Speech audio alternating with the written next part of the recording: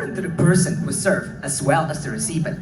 And it's important for the one who serves to give and employ.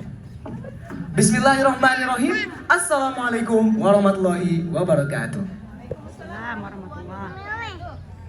We commence by praising Allah subhanahu wa ta'ala, the most gracious, the most merciful, who had granted us prosperity, healthiness, and wealthiness in our life as an enjoyment to His beloved creatures. Greetings and salutations may always be given to our beloved Prophet Muhammad, peace be upon him, the last ever messenger to be revealed, who had brought this world from the downfall to the victories. May Allah always bless His loyal families, companions, and fellow followers until the end of time. To the honorable judges and committee of Sonic Linguistic 2023, and all the participants and audiences here, my name is Aqsha Haziq from Husn Khatimah Senior High School, proudly standing in front of you all to deliver a speech about sustainable cities and communities. What is it and what should we do to realize it?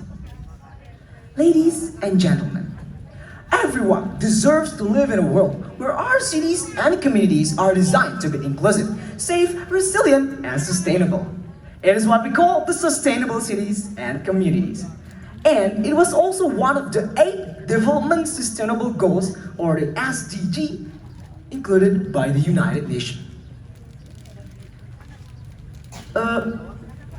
It is easy to feel enraged with the community. Ancient civilization, like the Greeks, designed communities for the benefit of all their citizens. They make it simpler for the benefit of all their citizens. They kept everyone fed and watered by setting up markets and building aqueducts, as well as pioneering public parks where people could relax in nature. And today, our definition of livability has evolved to reflect the needs of people in a modern world. We want people to feel safe, to travel to their communities, have access to affordable housing, and to connect with their neighbors in locals, in shared spaces, and in public events. Why is it?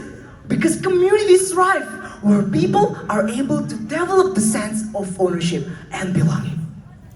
Brothers and sisters, is it easy to feel isolated from the community? Yes, it happens in big cities and small towns. In big cities, buildings are designed to not have access to give to the disabled people. And in small towns, improper public transport system makes the elderly impossible to participate in the society and in the community. But lots of good things are being done to help people feel connected to their communities. The Kilis refugee camp in Turkey, for example, is a temporary community that was designed to last. Managed by the Turkish government, the residents live in concrete shelters rather in makeshift tents, giving them the sense of stability. In Scotland, Rick of Salt set up a community fridge where people could share and access their food donated by local businesses. And in New York, the disused railway bed was transformed into a highlight, an eye-catching public view where people could mingle and relax in their space-time. Well, ideas like this can help people create a safer, more inclusive future, especially for us, the youth. My beloved audiences, we all have a role to play in helping the United Nations achieve the goal by the year 2030. Government, parent, as well as us, as the youth, must work together to build the sustainable cities and communities as the essential elements in creating the best society. These elements will sure take care and take their role into contributing their best for the best future community. And what does the role government, parents, as well as us, as the youth, took in? First, the government. The government has role in economics and education sectors. Government should give support for economy by giving flexibilities in taxes, supporting for financial aids, and giving education about agriculture, importsmen, and also tourism. Yeah. These, that in major countries, education is one of the things that discuss about. So, encouraging education is one of the things that government should do the best. Second, the parents. The parents have a role in raising their children perfectly by guiding and directing the decision-making skills of a child, especially long life decisions, and making and providing the safe and stimulating environment. Childhood is one of the most critical stage of all the stages. So adult providence is all making the child more easier to realize the sustainable cities and communities for their future.